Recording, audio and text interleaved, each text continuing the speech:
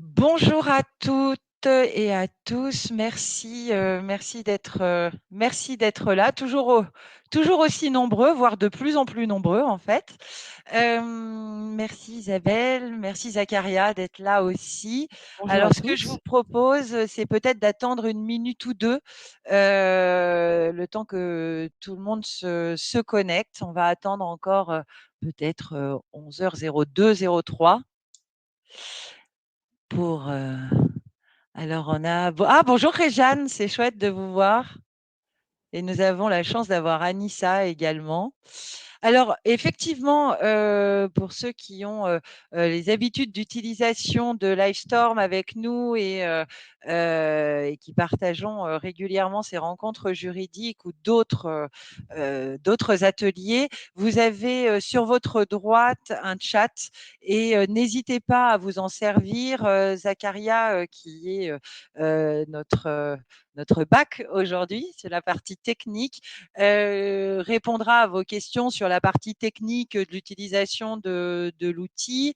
C'est par ce canal-là également qu'on vous invite à poser toutes vos questions à Isabelle, puisque vous allez le voir, l'objectif de ces rencontres juridiques est non seulement effectivement de vous présenter le contexte juridique et Isabelle nous le rappelait aussi, l'actualité hein, qui est très très forte, mais c'est également de vous donner des astuces pratico-pratiques ou en tout cas des sujets que vous devez mettre en place dans votre quotidien.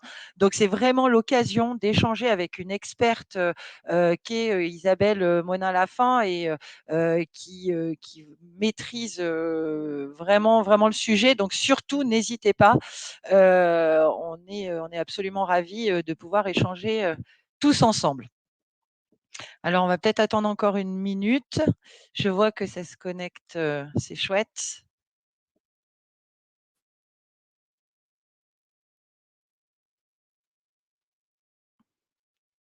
Bon, et ben écoutez, on peut peut-être démarrer. Qu'est-ce que Isabelle, tu en penses? On va démarrer. 11h03. Allez, Voilà. et ben c'est parti. Alors, eh ben, écoutez, ravi de vous voir effectivement pour ces rencontres juridiques que nous organisons une fois par mois avec la plateforme du courtage et Bubblein. Tous les mois, effectivement, nous invitons un expert du domaine de l'assurance, ou en tout cas dans l'environnement qui est notre marché de l'assurance.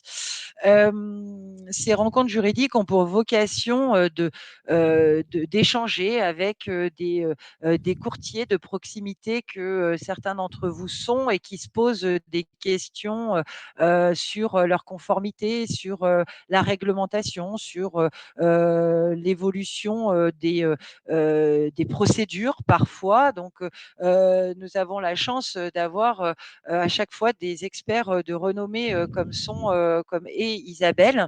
Et aujourd'hui, la thématique est liée à la lutte contre le blanchiment de capitaux et le financement du terrorisme, mais également le gel des avoirs.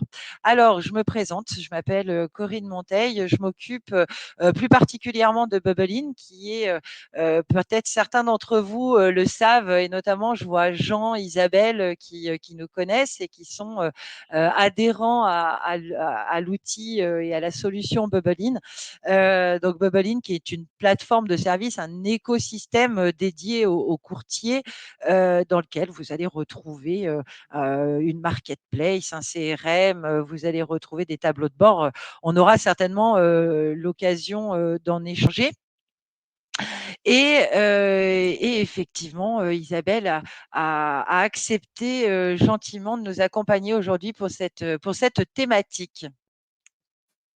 Voilà. Et ben, bonjour à tous. Et puis, c'est pas la première fois, Corinne. J'ai Oui, c'est déjà eu vrai. le plaisir de participer à vos webinaires l'année Oui, dernière sur le sujet, je crois, de la capacité professionnelle et de oui. l'autorégulation, hein. Je crois que c'était le sujet que nous avions Ouais, traité. Alors et de la aujourd'hui, réglementation réglementation de manière générale aussi. Voilà, et de la réglementation d'une manière générale pour introduire un petit peu toujours ces sujets qui font partie aujourd'hui du quotidien des intermédiaires d'assurance et de toutes les professions réglementées de la distribution des produits.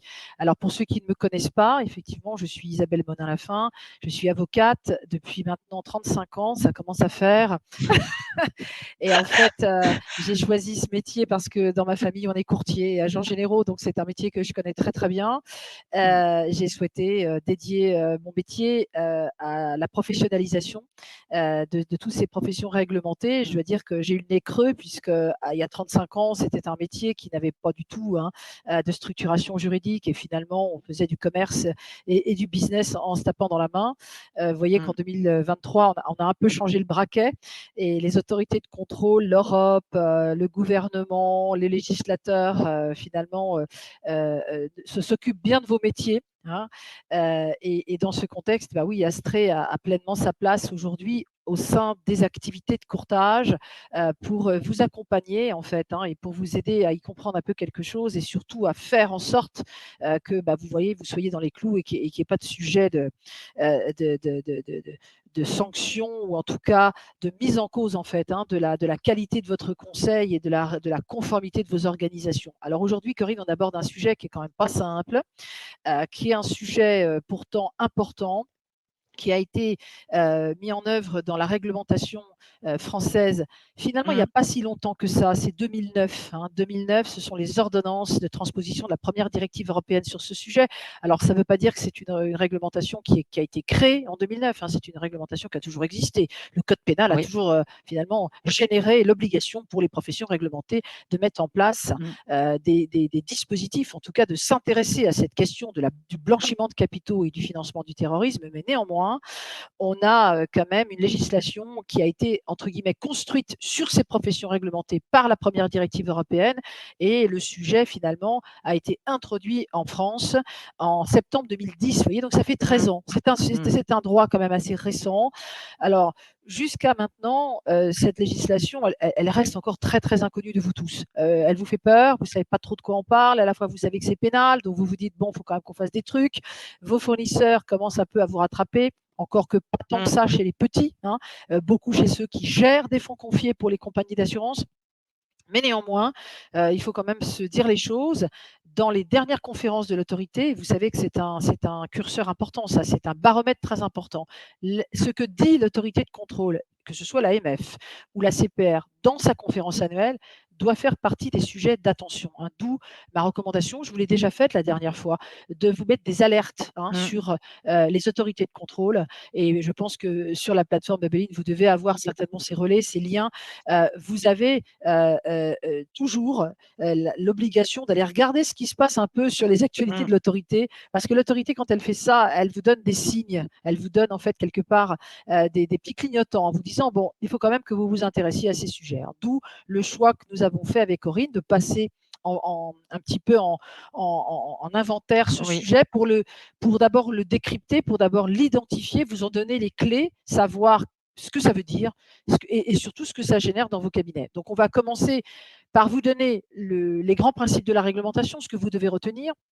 Puis ensuite, les actualités du moment. Et ensuite, on abordera. Alors, on a 40 minutes en tout, donc c'est sûr que c'est vraiment des choses qui sont quand même très, très générales, mais on va quand même essayer de vous donner des clés de lecture de cette réglementation et les conseils de mise en œuvre pratique. Et puis après, on parlera effectivement des solutions digitales. Pourquoi? Parce que vous ne pouvez pas travailler, enfin, à mon sens, et je pense que Corinne partage mon sujet, à Tout partir à du fait, moment Isabelle. où vous voulez être conforme dans ces sujets-là, vous ne pouvez plus travailler avec la gomme et le crayon. Et donc, il est nécessaire que vos cabinets fassent l'acquisition. Alors, pour ceux qui sont CIF, peut-être ceux qui nous écoutent, qui ont ce statut de conseil en gestion de patrimoine et qui ont peut-être rejoint la plateforme pour les activités d'assurance de personnes, vous êtes habitués à ça parce que les CIF ont déjà cette culture du conseil outillé. Pour les courtiers dommages, c'est vrai que c'est encore quelque chose qui ne leur parle pas beaucoup. Ils n'ont pas l'habitude de travailler avec des outils digitaux, surtout dans le domaine du devoir de conseil, c'est-à-dire dans l'exercice de leur métier. Ils ont souvent accès à des CRM, effectivement, et c'est ce que vous proposez. Mais l'outillage de leur conseil, c'est encore quelque chose qu'ils font, donc du coup, ils ne savent pas trop ce que sont tous ces outils de filtrage, la détection des personnes politiquement exposées, la question des sanctions internationales. Ouais. Donc tout ça, on va en parler parce que c'est vraiment, effectivement, Corinne, l'actualité. Alors, on va passer déjà, si vous le voulez bien, à la réglementation. Alors, qu'est-ce que ça veut dire? C'est quoi cette réglementation sur la lutte contre le blanchiment de capitaux et le financement du terrorisme?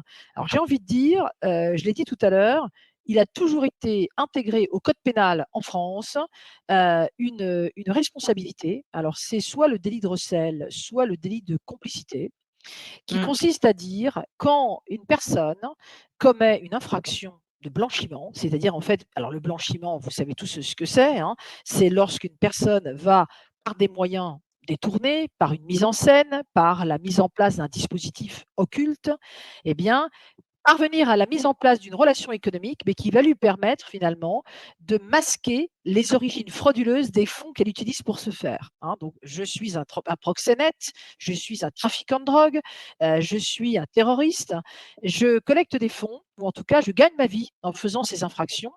Je donne vraiment des choses très basiques, mais c'est exactement ça. Et comme évidemment, je n'ai pas trop envie qu'on me voie, eh bien, je vais essayer de mettre en place en parallèle des activités économiques parfaitement régulières. Par exemple, la souscription de contrats d'assurance, hein, Mmh. qui vont me permettre, en déclarant des sinistres ou en faisant des placements, de pouvoir récupérer mes avoirs, soit par le biais d'un règlement de l'assureur, soit par le biais d'une valeur de rachat que je vais pouvoir effectivement faire fructifier, eh bien, blanchir mon argent. C'est-à-dire que l'argent qui me sera versé du coup par la compagnie, bah, je pourrais en justifier l'origine et l'origine sera tout à fait louable puisqu'elle proviendra d'une banque ou elle Mmh. proviendra d'une compagnie d'assurance. Et dans ce contexte-là, alors je ne vais pas vous donner les chiffres, ils font pas lire, mais enfin, c'est par milliers de milliards de dollars que se comptent dans le monde, hein, les opérations détectées, parce que bien entendu, on est dans des dispositifs où on n'a pas une véritable information. Mais je veux dire, l'économie parallèle dans le monde qui provient des activités de blanchiment est absolument gigantesque. Alors c'est vrai, on peut se poser la question de savoir finalement que fait la police et quelle est l'efficacité des législations. Eh ben, les législations, alors le GAFI dit qu'elles sont efficaces et vous savez que la France a été mise sur le podium, hein, par le GAFI, et par la Commission européenne, mais surtout par le GAFI comme un pays, tout à fait, bien, comment dirais-je? Intégré, bien structuré pour mettre en place les dispositifs de lutte anti-blanchiment. Mmh. Bon, il n'en Mmh. demeure pas moins que, le blanchiment de capitaux et l'argent sale circulent, je dirais de façon assez importante dans le monde et donc, bon, voilà, c'est un sujet d'attention évidemment pour les États, parce qu'il s'agit aussi d'un sujet de souveraineté, bien évidemment. Hein. Si votre pays, à un moment donné, est investi par de l'argent sale à tous les niveaux, dans l'immobilier, dans l'économie, dans le commerce, il y a des potentiels risques de coups d'État beaucoup plus élevés que si les animateurs et ceux qui pilotent un petit peu hein, l'activité économique sont des gens qui sont tout à fait, comment dirais-je, normaux, enfin en tout cas qui ne sont pas ni des trafiquants de drogue ni des terroristes. Hein, Ni des voilà. terroristes, c'est Voilà, exactement donc ça. donc vous voyez, donc Mmh. donc l'enjeu, il est là, hein. Cette réglementation, c'est ça qu'elle veut dire. Elle veut dire quoi? Elle veut dire que vous, en tant que profession réglementée, puisque vous contribuez à cette économie de la finance et de l'assurance, eh bien, vous devez être alerté, vous devez en connaître, les fondements, pour quelque part lutter, hein, contre cela. Lutter contre cela, c'est bien ça l'objet de la législation, hein. Donc les grands principes, c'est quoi? Pour lutter, il faut être sachant, hein. Donc le premier axe de cette réglementation, qui a été introduite en 2009, c'est de sortir de la théorie pour rentrer dans la pratique. Donc c'est exactement ce que tu disais. En fait, en Mmh. 2009, on s'est dit, bon, il faut aller plus loin, il faut aller plus loin que les infractions pénales, il faut dire aux professions réglementées ce qu'elles doivent faire. Donc c'est un peu comme le devoir de conseil, vous savez, quand on a déjà parlé, on est passé d'une jurisprudence théorique, vous devez être prudent et diligent, vous devez bien conseiller votre client, à une réglementation opérationnelle. Vous devez vous Mmh. présenter, recueillir les besoins, présenter les produits, justifier les produits. Eh bien, on a fait la même chose en matière de lutte anti-blanchiment et de réglementation en matière de gel des avoirs. On a obligé les courtiers et les CIF et les IOB. On va s'adresser aujourd'hui à des courtiers, hein, mais bon, c'est la même chose hein, si vous avez d'autres professions réglementées. Et on leur a dit, écoutez, maintenant, on arrête d'être dans la théorie, on va être dans la pratique. Premier axe, c'est la formation. Mmh. Respecter la réglementation, c'est vous former. Vous devez impérativement, chaque année, introduire dans vos 15 heures de formation continue un volet lab. Voilà, donc là, il faut le savoir, hein. Pourquoi? Parce que si vous n'êtes pas sachant, si vous ne connaissez pas cette réglementation, si vous ne savez pas quels sont les écueils éventuels, vous risquez de vous faire piéger. C'est-à-dire que vous serez quelqu'un de vulnérable. Quelque part, le terroriste ou l'escroc va venir vous voir vous, parce que vous serez plus facilement, entre guillemets, susceptible d'être le receleur de rêve, hein. Plus on est informé, plus on se protège, plus on va mettre en place dans les sociétés des dispositifs de détection, hein, et des dispositifs de prévention de la lutte anti-blanchiment, plus on aura de facilité à faire fuir les escrocs, hein. Dites-vous bien qu'ils ne vont pas voir les grandes entreprises ou les grands courtiers. Ils viennent assez souvent dans des petits cabinets ou chez des gens dont ils pensent Mmh. effectivement que ça va être plus facile de faire une affaire parce que vous collecterez moins de pièces, moins d'informations. Vous n'allez pas être vigilant, hein. Donc, la première chose à savoir pour respecter la réglementation et à mettre en œuvre sans délai, c'est que dans vos 15 heures de formation continue, vous devez impérativement dédier une partie de ces 15 heures à cette réglementation. Et attention, ce n'est pas que ceux qui sont assujettis à la réglementation de la formation continue, c'est tout le monde dans l'entreprise, hein. Donc c'est vraiment les salariés, y compris ceux qui gèrent, hein. Donc pas simplement ceux qui vendent, c'est tout le monde. Pourquoi? Parce que c'est important, hein. Alors là, je vois des questions qui défilent sur est-ce que c'est tout le monde, est-ce que ça fait du courtage partout? Oui, c'est tout le monde, au premier euro, quelles que soient les affaires, de l'accessoire, du principal, du courtage de dommages, du courtage d'assurance vie. Votre profession est assujettie au premier euro et c'est la 6e directive qui a fait sauter, vous savez, ce seuil de 500 000 euros Mmh. de chiffre d'affaires. Il n'existe plus aujourd'hui, hein. C'est toute entreprise qui a un statut réglementé, comme les avocats, nous sommes exactement comme vous, hein. Mmh. Vous devez mettre en place un dispositif. Donc, première chose à faire, c'est la formation. Deuxième chose à faire, c'est la mise en place d'un dispositif. On verra tout à l'heure comment on met en place opérationnellement tout ça. Mais c'est, je me forme, mais après, techniquement, dans mon entreprise, il faut que je prouve que j'ai fait quelque chose. C'est ce Mmh. que la législation appelle le dispositif lab, hein. Il faut qu'il y ait un dispositif. Donc, on verra à quoi ça correspond, hein. Ça, c'est le deuxième axe, effectivement, des grands principes à connaître. Il faut donc, même si je suis tout seul, il faut que je m'organise. Il faut que je démontre que j'ai fait des choses, hein, pour concevoir finalement un organe, des gens. Alors, c'est souvent le dirigeant, hein, c'est le dirigeant qui va finalement se déclarer correspondant déclarant, qui va éventuellement faire appel à des cabinets extérieurs pour pouvoir finalement mettre en place les contrôles dont il a besoin. Il va acquérir des outils, justement, on en parle et on en parlera tout à l'heure, qui vont lui permettre d'adresser tout ça. Donc, il a un dispositif à mettre en place. Le troisième grand principe qui est vraiment important, c'est la définition d'un certain nombre de processus internes qui vont vous permettre d'identifier finalement ce que veut dire chez vous la lutte anti-blanchiment.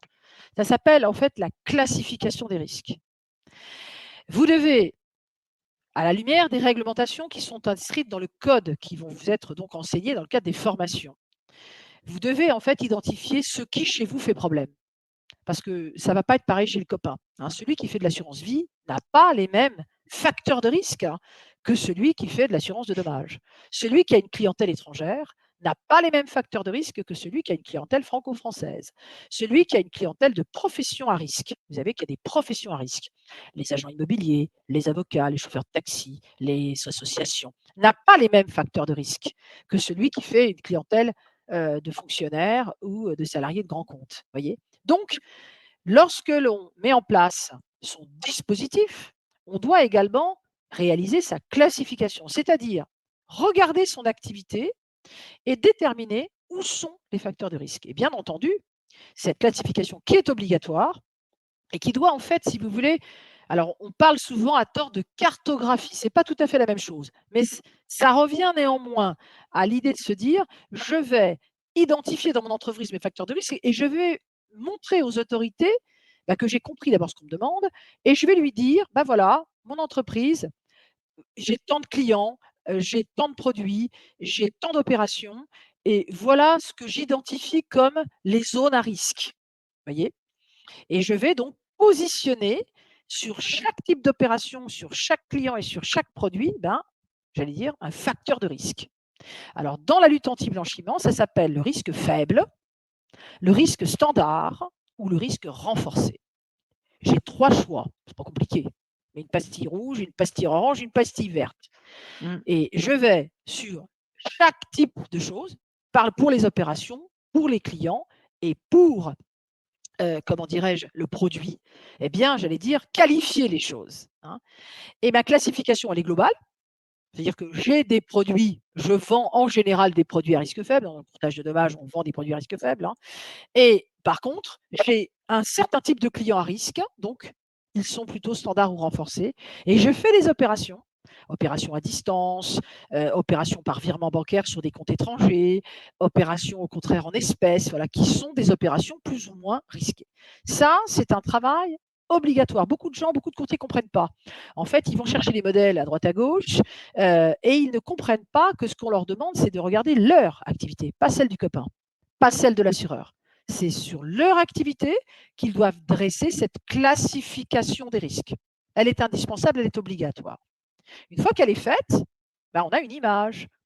On sait, on se dit, tiens, chez nous, le risque, c'est plutôt la fraude fiscale, parce qu'on fait beaucoup de placements. Et on a beaucoup de gens qui ont des revenus importants. Donc, on est quand même plus enclin à devoir détecter la circonstance d'un type qui va venir nous voir ou d'une femme qui va venir nous voir parce qu'il veut essayer quand même d'optimiser, on va dire ça comme ça. Mais optimiser, ça peut vouloir dire aussi frauder, hein. Ou au contraire, on a une clientèle étrangère, une clientèle qui est née ou qui réside dans des pays à risque. Et là, le risque, c'est plutôt d'abord un risque de blanchiment, puisque ces pays ont été classés par le GAFI comme des pays non coopératifs, donc qui n'effectuent aucun contrôle sur leurs citoyens. Et donc, à partir de là, bah, je dois, moi, en tant que courtier français, faire attention quand je travaille avec quelqu'un qui est né dans un pays qui n'est pas considéré comme un pays, je dirais, compliant, c'est-à-dire conforme, hein. Donc ça, c'est des critères d'élévation des risques quand je fais les opérations de ce type. Je peux aussi, vous voyez, donc je fais cette détection, hein, je la formalise, hein, je dois impérativement formaliser. Alors, les associations professionnelles, nous proposons, hein, comment dirais-je, des modèles de classification, hein. On ne partez pas d'une feuille blanche, on vous propose des modèles, mais il faut la renseigner, cette classification. Et elle n'est pas celle du copain, encore une fois. Une fois que vous avez fait ça, vous devez mettre en place une procédure. C'est-à-dire que vous devez dire, ben voilà, j'ai 20% de mon activité qui est plutôt en risque renforcé, j'ai 80% de mon activité qui est en risque faible. Qu'est-ce que je fais? Quelles sont les mesures de vigilance? Vous voyez, à l'identification d'une nature de risque, on met en place des mesures de vigilance. C'est-à-dire, je vais procéder à des vérifications spécifiques qui sont en lien avec la nature du risque que j'ai identifié. Vous voyez, c'est simple en fait, hein. Alors, le code monétaire et financier est illisible. Je vous recommande de surtout pas y aller. Les lignes directrices, effectivement, souvent des autorités sont très illisibles, hein. Donc, ce que je vous alors nous, on a fait, hein, Corinne, aussi une Oui, émission, Le droit de savoir, qui fait quand même 45 minutes sur ce sujet, où vous pouvez déjà aussi revoir ces choses-là oui. et vous pouvez la regarder en replay. Elle est aussi très pédagogique. On a aussi des supports de formation dans ce contexte-là qui vulgarisent les choses. Mais je trouve que c'est plutôt bien pour les courtiers parce que franchement, aller se mettre le nez dans le code monétaire et financier, vous allez vous perdre, hein. Oui, et puis Isabelle, juste, je vais me permettre Oui, oui, d'intervenir. je t'en prie. Effectivement, tu reviens là-dessus. Aujourd'hui, la grosse contrainte des courtiers, et j'en parlais hier avec l'un d'entre eux, hein, qui est utilisateur de Bubble, c'est que il y a tellement de réglementations, il y a tellement de supports, il y a tellement de. Moi, c'est ce que je dis souvent. Finalement, l'assurance, c'est un peu de code de la consommation, un peu de code civil, un peu de code pénal, Il y en un a peu partout. de code. En fait, il y en a de partout, et la contrainte et la difficulté, c'est d'arriver à centraliser, synthétiser pour essayer, pour que les courtiers puissent exercer leur métier, qui est donc le courtage en assurance, puisque là, c'est de ça dont on C'est parle ça. Et c'est aujourd'hui. pourquoi moi je fais toujours le choix, Corinne, de ne jamais viser les textes. Je pense que je prends toujours cet exemple parce qu'il est très parlant. Quand je vais dans un C'est grand ça. restaurant chez un chef, je mange son plat, je trouve ça bon, mais je lui demande pas sa recette, hein. Oui, c'est ça. Voilà, c'est bon, ça me plaît, c'est ce que je voulais, hein. J'ai demandé un parmentier, j'ai bien ça, c'est bon, il est bon. Bah, je veux dire, mais il n'y a pas à vous expliquer ce qu'il a fait. Et je pense C'est qu'on est ça. arrivé effectivement dans un tel niveau de complexité en termes de sources de droit, parce que tu Oui, oublies le CCSF, tu oublies le Parlement, tu oublies les recommandations de bonne pratique, les associations professionnelles qui vont maintenant aussi diffuser des guidelines, etc. Donc, on est perdu, hein. Donc, l'idée, oui. c'est de faire la synthèse sur des mots-clés, hein. Formation, classification des risques, procédure. hein. Procédure, c'est-à-dire j'ai un niveau de risque posé un niveau de vigilance. C'est quoi la vigilance? C'est solliciter des informations supplémentaires, se faire communiquer des documents. En fait, la vigilance, c'est quoi? C'est sur une situation que l'on estime risquée, tout comprendre. C'est ça. Ne laissez Alors, jamais passer un sujet pour lequel vous trouvez que c'est douteux. Voyez, vous devez au contraire éclaircir. C'est ça la vigilance, hein. Et donc, vous travaillez votre dossier pour vous dire, moi, là, sur cette opération, sur ce montage, sur ce cabis, sur cette société, je ne suis pas à l'aise. Je trouve qu'il y a des trucs qui ne me vont pas. Les dirigeants, ils sont étrangers, ils ne sont pas là, ils ont un truc à droite, à gauche, ils nous ont dit qu'ils ne nous paieraient pas. Vous voyez, par exemple, typiquement, la mmh, société veut s'assurer chez vous, mais elle vous dit, c'est pas moi qui vais vous payer. C'est un risque. Pourquoi? Il ne faut pas accepter mmh, ça comme ça. Il faut investiguer pourquoi la société ne souhaite pas payer sa prime. Quelle est la raison pour laquelle elle le demande? C'est ça la mesure de vigilance. Alors il vous dit, c'est parce que c'est pour le compte de, c'est pas bon, parce que tout est justifiable, mais c'est à vous d'être vigilant. Et les mesures de vigilance, elles servent à vous permettre d'éclaircir la relation économique et de lever les doutes. Vous voyez, c'est mmh. ça, lever les doutes, hein. Donc on met ça en place, ce sont des procédures, elles doivent être formalisées. Et puis après, c'est toujours pareil, hein. Est-ce que je le fais? Donc quatrième axe, quatrième grand principe, les fiches de contrôle. Si j'ai mis en place une classification et que j'ai rédigé ma procédure, il faut que je sois capable de vérifier et de mettre en œuvre des fiches de contrôle dans mes dossiers. Parce que si je suis contrôlé, comment je fais pour vérifier et pour dire à l'autorité que j'ai fait le boulot si je ne trace pas mes contrôles, hein? Beaucoup de gens ont fait des belles classifications, beaucoup de gens ont des procédures, mais je dirais, ils ne font pas les contrôles. Mmh. Les contrôles, ils ne sont pas faits. Donc, ils oublient, ils ne le font pas. Alors, Donc, parce c'est que souvent, ils important. sont tout seuls, en fait, c'est ça?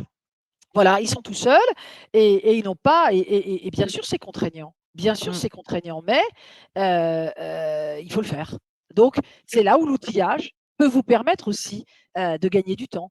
Il y a beaucoup d'outils informatiques aujourd'hui, qui vous permettent alors nous en avons, mais vous avez aussi beaucoup de je ne sais pas si Bubbling fait ça, mais vous avez beaucoup d'outils informatiques qui permettent d'avoir des classifications automatiques qui vont s'intégrer dans le CRM parce que, par exemple, si vous dites que, par exemple, le gars, il réside typiquement en Algérie ou au Maroc, vous savez que ce sont malheureusement des pays à risque, hein. Ce sont des gens des pays qui ne sont pas encore considérés comme des pays coopératifs.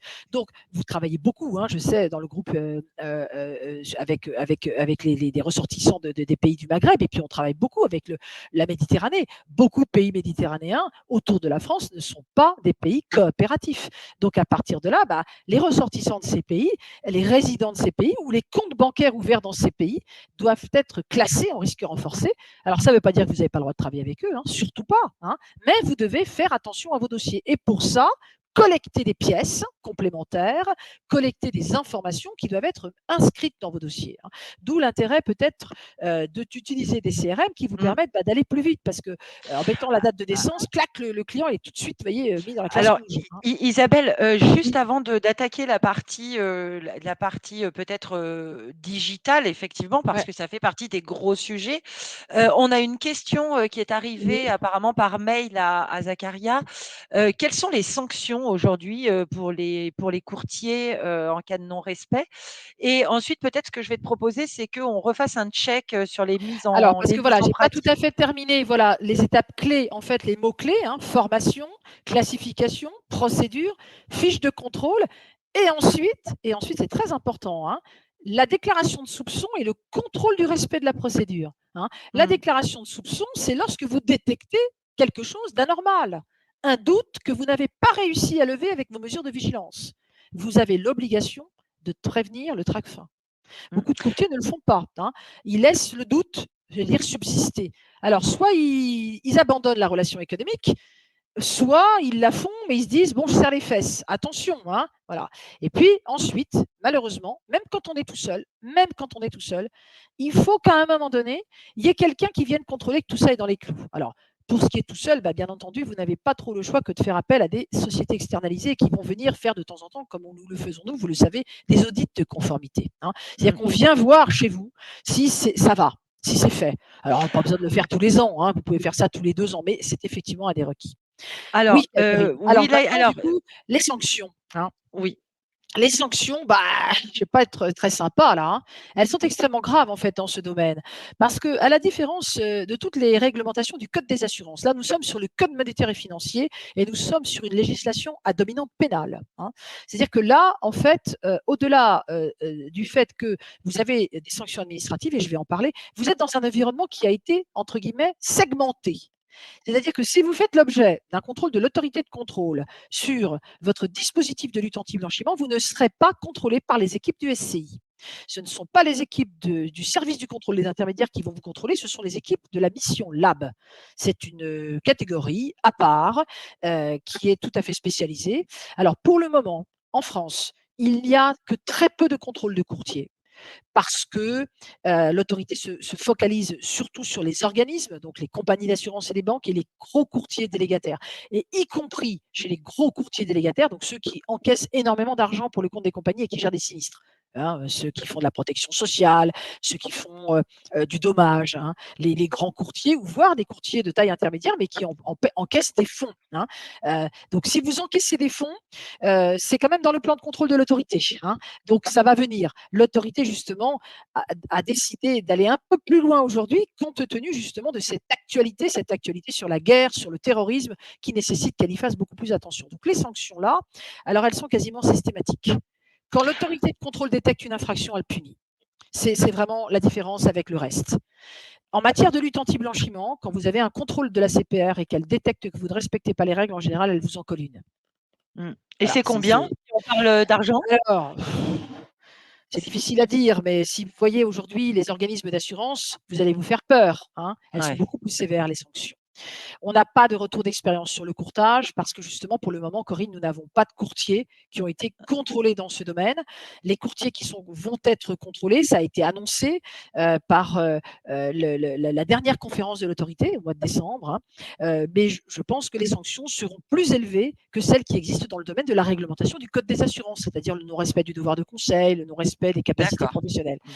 Il faut quand même se dire aussi les choses. Le dossier peut être transmis au parquet parce que Oui, vous êtes dans puisqu'on le est domaine dans de un l'infraction. environnement légal. Voilà, c'est ça. Donc, ce qui peut se passer aussi, c'est qu'au-delà du fait que vous allez vous prendre une baffe de la CP parce que vous n'avez pas mis en place les dispositifs, vous pouvez aussi avoir le procureur de la République sur le dos parce que vous serez considéré comme un complice ou comme un receleur de délits de lutte contre le blanchiment. Vous voyez, donc, il faut faire quand même très attention à ça et je ne peux que vous engager à mettre en place ces dispositifs. On peut faire simple. Hein, on n'est pas obligé de rentrer dans un dispositif. Alors, c'est tout l'écueil, hein, c'est toute la difficulté. C'est de faire des choses simples sur des mécanismes assez compliqués. Parce qu'on ne peut pas non plus se voiler la face, c'est compliqué, hein.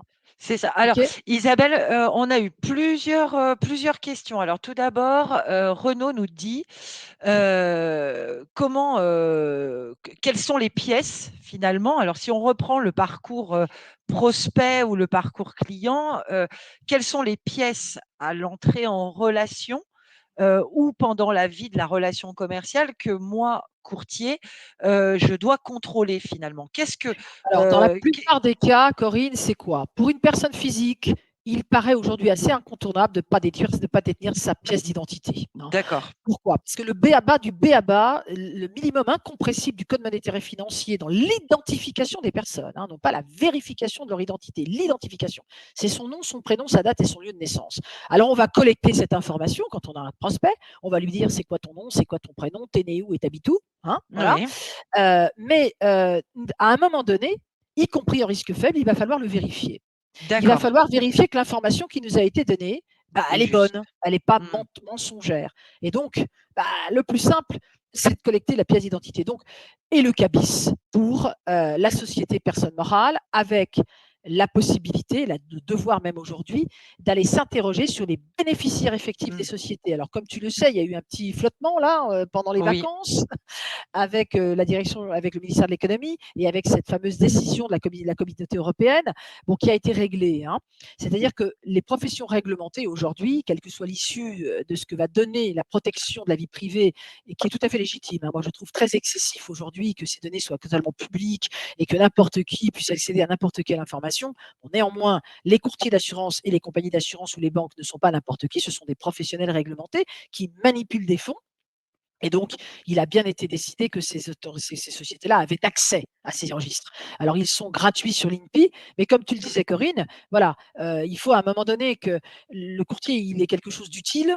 Donc, le fait de pouvoir effectivement avoir un outillage qui lui permet de centraliser un petit peu ses besoins et de pouvoir faire appel à quelqu'un qui va lui dire de façon un peu instantanée, voilà, je rentre en relation économique avec quelqu'un et je Mmh. me trouve effectivement en mesure de pouvoir vérifier immédiatement si cette personne n'est pas sanctionnée, si cette personne Mmh. a bien est bien et n'est pas derrière. Bah, ça, c'est ce que effectivement, les on abordera les solutions digitales bientôt. Oui. C'est effectivement les solutions que vous proposez en premier niveau et que nous proposons ensuite de façon plus sophistiquée parce qu'il faut évidemment derrière avoir plus de contrôle sur le stock, hein, de vos donc il y a ça, la pièce Alors d'identité, le cabis. J'allais OK dire et en oui, dommage, pardon c'est à peu près tout, hein, en et dommage, hein. Mathieu, alors on a une question de Mathieu et qui effectivement est une bonne question parce qu'aujourd'hui, je pense que les courtiers sont parfois confrontés à cette difficulté-là. Est-ce que la personne physique peut refuser de communiquer la pièce d'identité? Et dans ce cas-là, parce qu'il y a une question de business aussi, tu vois, je suis courtier, il faut que je fasse du business, mais en même temps, j'ai des pièces à contrôler. Donc, si la personne physique refuse, Ça, c'est un moi, doute, c'est une anomalie, donc déclaration d'accord, de soupçon, ça peut aller jusque-là. C'est pas normal de refuser de donner sa pièce d'identité. On nous la demande partout, partout où on va, et c'est tout à fait légitime de vérifier l'identité de quelqu'un.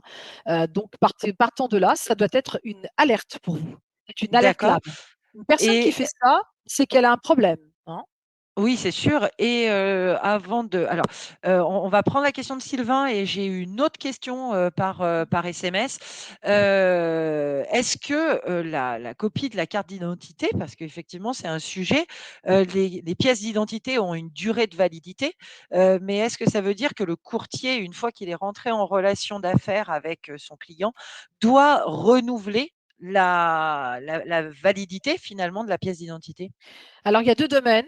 Il y a un domaine impératif qui est piloté par une recommandation ACPR qui a été effectivement mise à jour en 2019, qui s'appelle la mise à jour de la connaissance client, hein, le suivi de la connaissance client. Et effectivement, c'est obligatoire dans le domaine de la vie. C'est-à-dire qu'on doit tous les ans, tout le temps, à chaque Ah bon? opération, mettre à jour sa D'accord. connaissance client. Ça, c'est obligatoire. Toute opération qui est sollicitée doit faire l'objet d'une mise à jour de la connaissance client. En dommage, à chaque opération et de façon régulière. Oui, si vous avez un client qui est là depuis 30 ans, ce serait quand même bien de temps en temps de vérifier que, il n'a pas changé d'identité, qu'il n'a pas changé de résidence, qu'il Oui, n'est c'est pas vrai. allé voilà. Donc ça fait partie en fait du professionnalisme, hein. Quand Mmh, on mmh, mmh. délivre une, carte, verte à quelqu'un, c'est quand même la moindre des choses de vérifier qu'il a son permis de conduire. Alors bon, vous voyez dans l'automobile, en plus de la pièce d'identité, il faut le permis de conduire, bien Oui. évidemment, c'est une nécessité et puis la carte grise du véhicule.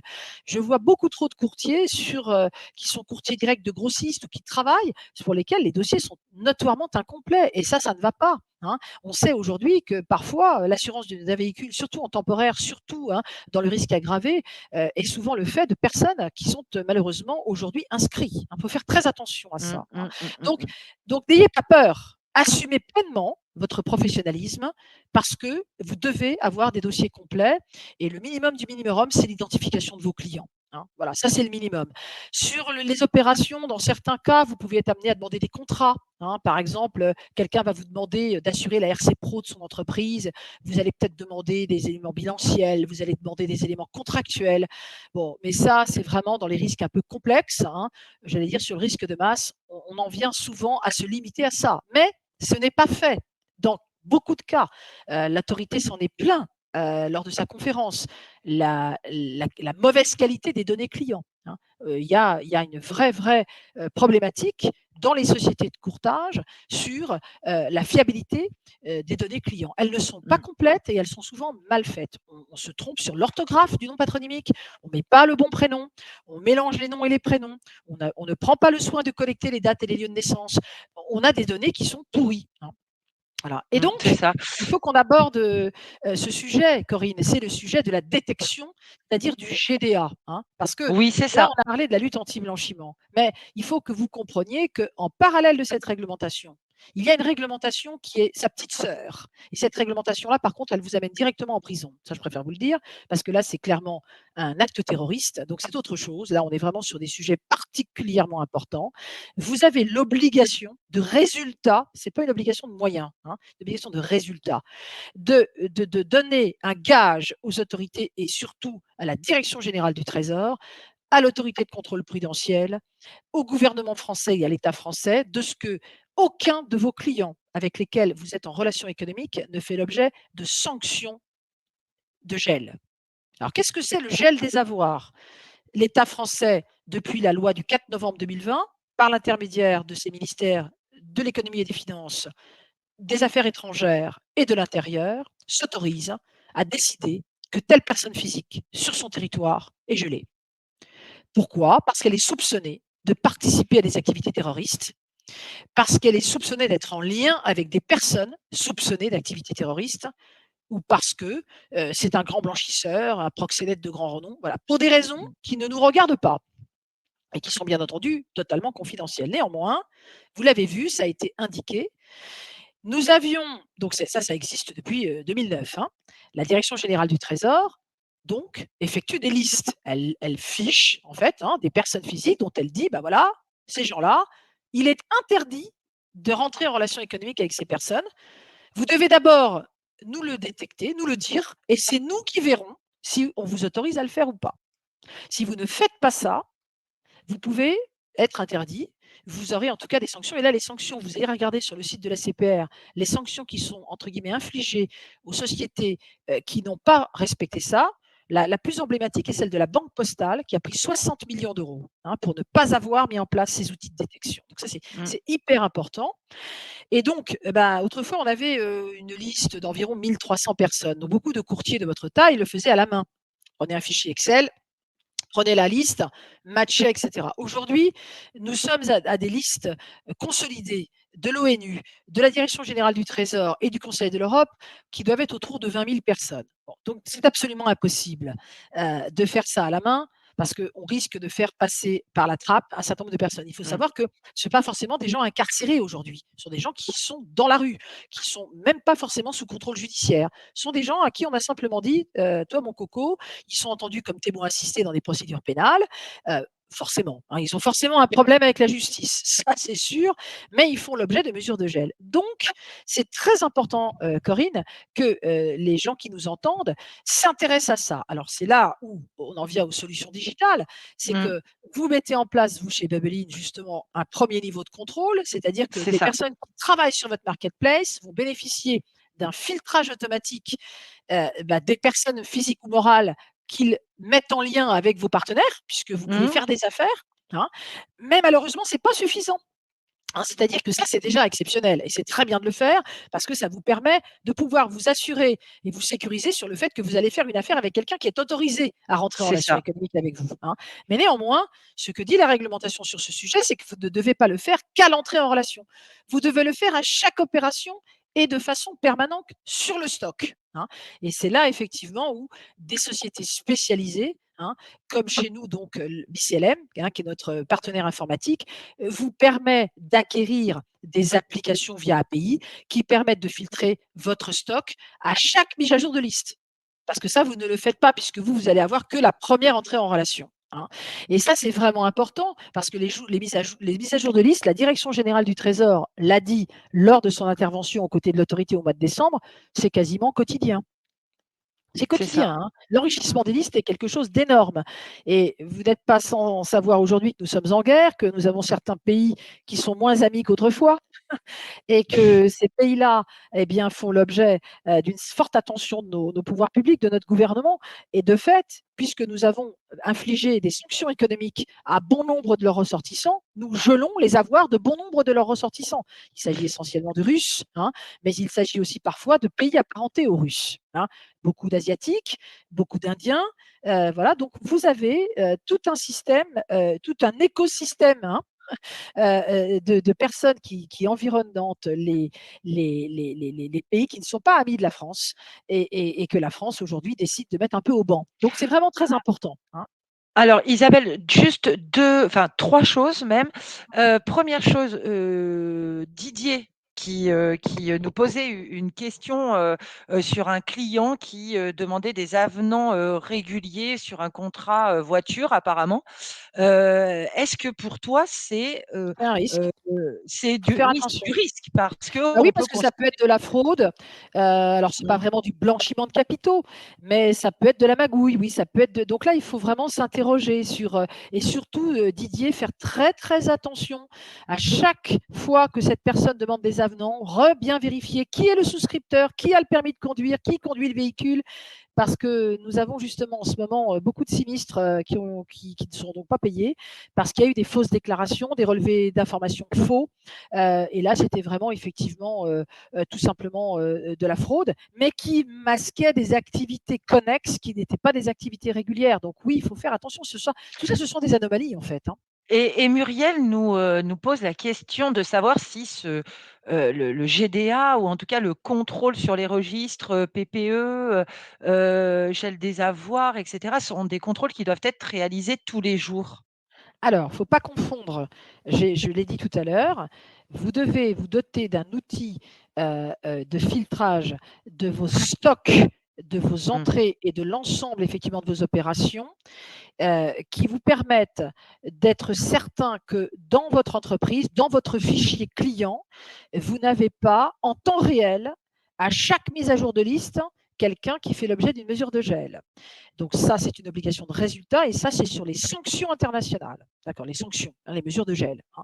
Donc ça, effectivement, ça justifie, compte tenu de la mise à jour des listes quasi quotidienne, un Mmh. filtrage quasi quotidien. Bon, maintenant, si vous n'opérez pas d'opération quotidienne sur vos portefeuilles, et que le filtrage, ça coûte cher, hein.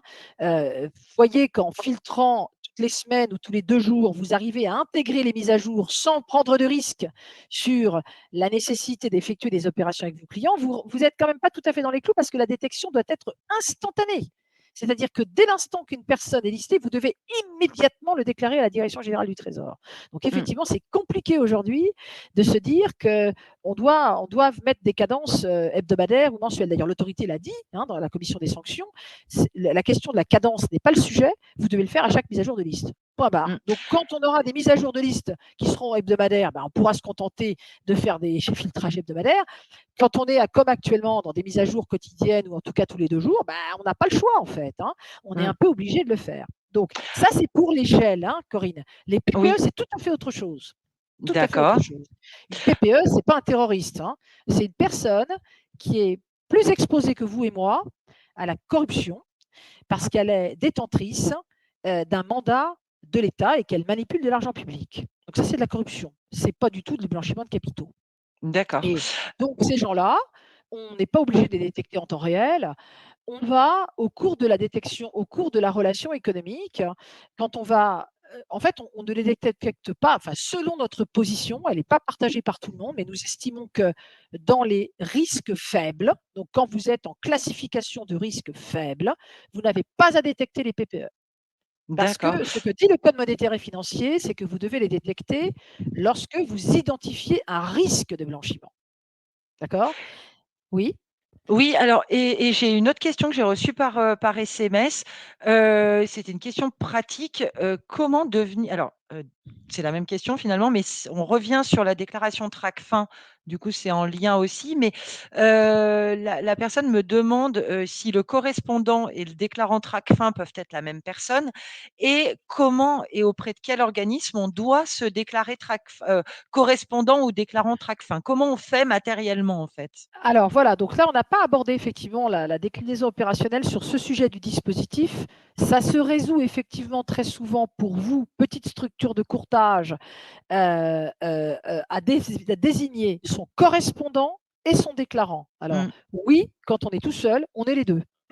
Il faut remplir un formulaire en ligne sur le Tracfin pour vous déclarer comme correspondant et déclarant Comme Tracfin. interlocuteur. Et vous OK. devez également le notifier à l'autorité de contrôle prudentiel. Vous ne devez pas simplement le dire au Tracfin, vous devez le dire aussi à la CPR.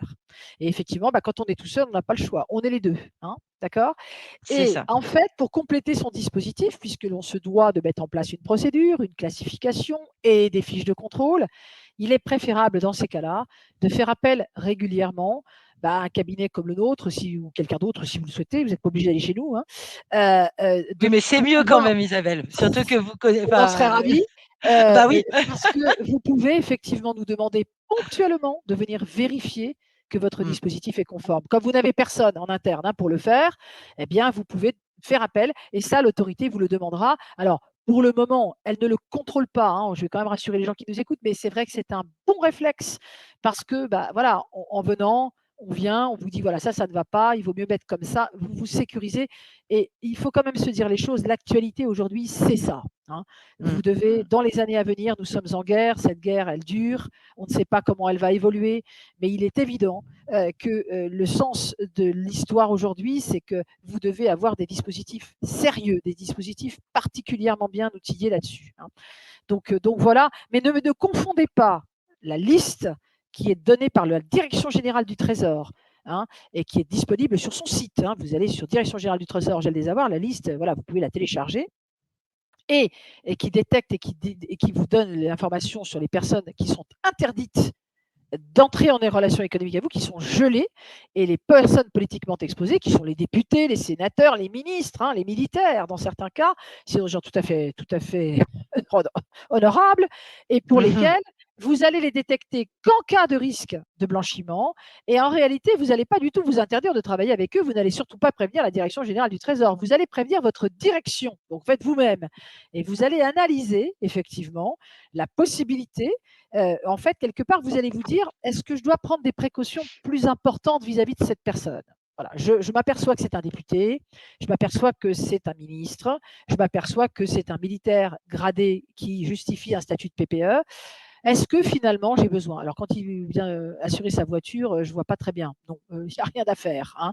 Vous l'avez juste détecté, vous êtes. Mais par contre, s'il vient chez vous pour épargner, il faut quand même vous assurer que l'origine des fonds, c'est pas qu'il a piqué dans la caisse de la commune, hein, ou qu'il a C'est piqué mieux. dans la caisse de la. Vous voyez, c'est ça en fait l'histoire des Ah, PPE, hein. alors, du coup, aujourd'hui, donc Isabelle, sur la partie outils digital, Astrée finalement a un assistant réglementaire qui va permettre effectivement de centraliser finalement la partie service, la partie conseil, Voilà, l'assistant dont les réglementaire, c'est une courtiers. plateforme, hein, c'est une plateforme de service donc quand vous êtes client chez nous, en fait, c'est-à-dire vous achetez des conventions de service, des paquets d'heures, hein. Chez les petites structures, on vend des packages d'heures 15, 20, 30. Donc vous achetez 15 heures, puis vous les utilisez comme vous voulez. On vous connecte automatiquement sur la plateforme, et on communique via la plateforme. Et cette plateforme vous donne accès gratuitement à toute la veille réglementaire, toutes les informations, tout ce que l'on fait, tous nos accélérateurs, nos pas à pas, voilà, vous avez plein d'informations. Vous pouvez nous poser des questions. Vous pouvez faire l'acquisition du classeur, hein. Vous savez, Corinne, ce fameux classeur Astrée, hein, qui s'est un Oui, peu oui, imposé comme une norme, hein. Et effectivement, nos API, c'est-à-dire nos fameux outils de filtrage, GDA, PPE, pour ceux qui seraient contraints de mettre en place mm, des détections de PPE parce qu'ils sont en risque renforcé. Et ça, effectivement, pour le coup, on l'installe de façon pérenne sur la totalité de votre activité.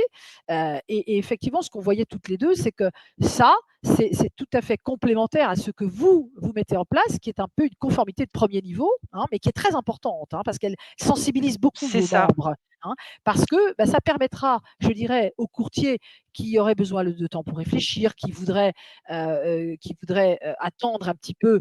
Néanmoins, il faut quand même le faire assez rapidement, selon moi. Mais enfin, déjà, au moins, quand ils utilisent votre marketplace et qu'ils font une affaire Mm. sur votre plateforme, vous leur dites, bah, moi, le client que vous rentrez, on vérifie qu'il n'est pas gelé. Et ça, c'est vraiment très bien, hein. Parce qu'effectivement, ça protège quand même les gens qui nous entendent sur le fait de savoir qu'immédiatement, ils sont sécurisés sur le fait que mais cette personne, après, tout au long de la relation économique, il va falloir la suivre, hein. C'est ça, c'est ça. Et alors, c'est vrai que aujourd'hui, alors on en parlait, là j'ai reçu des SMS, j'ai reçu des mails où aujourd'hui les courtiers se disent finalement, on nous a parlé de plein de choses, mais comment je fais pour centraliser, pour la structurer et surtout, moi ce que j'ai pu constater avec la plupart d'entre eux, et je sais qu'on a des courtiers utilisateurs parmi nos auditeurs aujourd'hui, comment je structure, comment je m'organise et comment comment ma conformité et toutes les procédures ne sont pas au détriment de mon business. Parce que c'est ce que tu disais, Isabelle. Là, c'est tout l'enjeu. Et aujourd'hui, un outil comme l'assistant réglementaire et Bubblein qui arrive en premier niveau sont des outils d'optimisation finalement. Parce que, encore une fois, Bubblein en premier niveau va être là plutôt pour centraliser, gérer le portefeuille. Et tout à l'heure, tu parlais de connaissance client, mise à jour de la connaissance client. Alors ça, c'est mon expérience d'ancienne courtière et de connaissance du marché où aujourd'hui, effectivement, moi, je vois que parce qu'on fait vite, parce qu'on a le client au téléphone, on a du courrier, etc., on a des mails, on met les informations toujours un peu de travers sur un post-it parfois. L'intérêt d'un CRM, il est là, c'est une bonne traçabilité. C'est qu'on est un peu contraint par l'outil, on doit faire propre, on doit se vérifier. Exactement. Et il y a des bloquants et quand ça passe pas, il faut y aller. Hein, voilà. Moi, ce que je dis aussi, Corinne, c'est que nous, chez Astrée, moi, mon projet professionnel, il est un petit peu peut-être atypique et un peu à contre-courant de ce que l'on peut entendre.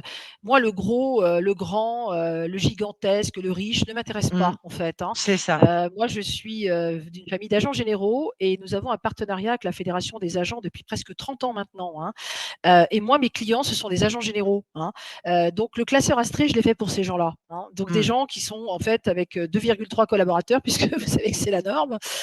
Donc, on a vraiment essayé d'éviter d'écraser la mouche avec le marteau-piqueur, tout en disant une chose, on a quand même droit à l'excellence quand on est un petit. Voilà. Pourquoi? Parce que on est dans une profession réglementée, on est un courtier en fait, on n'est pas un petit courtier ou un grand courtier, on est un courtier. Oui. Et si vous voulez, l'enjeu effectivement, c'est de faire les choses bien, mais de façon simple. Et le classeur me semble être l'outil. Attendez, les licences sont quand même extrêmement peu chères. Elles ont été faites pour les petits. Elles sont entre 250 € à l'année jusqu'à 3 000 € ou 4 000 € pour les très grosses entreprises. Donc, c'est quand même pas des choses qui coûtent cher. Franchement, on est obligé quand même de payer aussi. Il faut payer pour. Et il faut se former. Mais nous, par contre, c'est vrai, Corinne aussi, notre maître mot chez Astrée, c'est que si on ne veut pas s'approprier les sujets, si on ne fait pas l'effort de se former, on n'y arrivera pas. C'est exactement C'est-à-dire ça. qu'il faut vraiment que les gens qui nous écoutent se disent qu'il faut qu'ils s'embrassent ces sujets. Et quand je vois des questions où on me dit où est-ce que je peux me procurer les listes, ça, je ne suis pas contente d'entendre ça et de voir que des gens ne savent toujours pas qu'il faut. Voilà, ça, c'est vrai qu'il faut vous former. Effectivement, il faut vous former. Alors, juste un petit détail parce que j'ai une question également. Effectivement, comme tu le disais, Isabelle, donc l'idée dans Bubblein, c'est effectivement la marketplace aussi. Pourquoi la marketplace? C'est surtout pour que vous ayez un parcours de tarification et de souscription qui soit conforme. C'est-à-dire que toute la partie fiche de renseignement, fiche légale de présentation de l'entreprise, vérification de l'identité par rapport, tout à l'heure, on parlait du gel des avoirs, la signature électronique, tout ça, l'objectif étant que l'outil puisse vous l'apporter disponible, ce soit disponible pour faire du business. En fait, Bubblein, l'objectif, c'est vraiment un outil qui n'est pas là parce qu'on n'est pas avocat. Ça, c'est le boulot d'Isabelle. Nous, notre job, c'est de mettre en place des outils au service des courtiers pour faire du business, effectivement.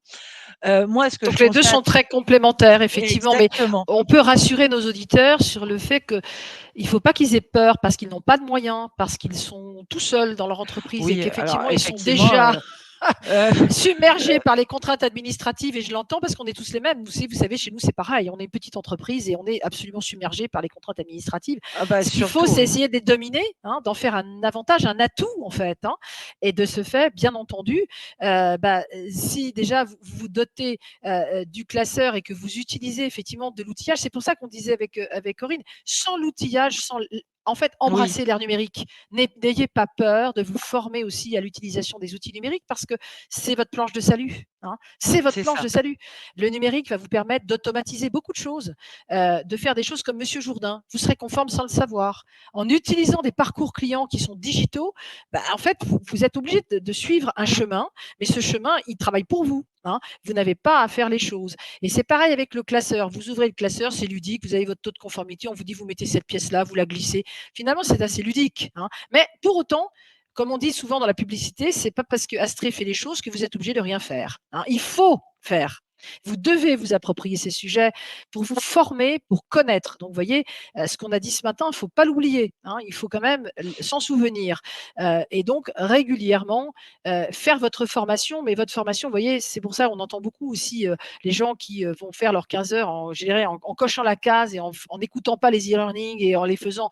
Non, utilisez ces 15 heures de formation qui sont obligatoires pour acquérir des connaissances. C'est C'est important, hein. Exactement.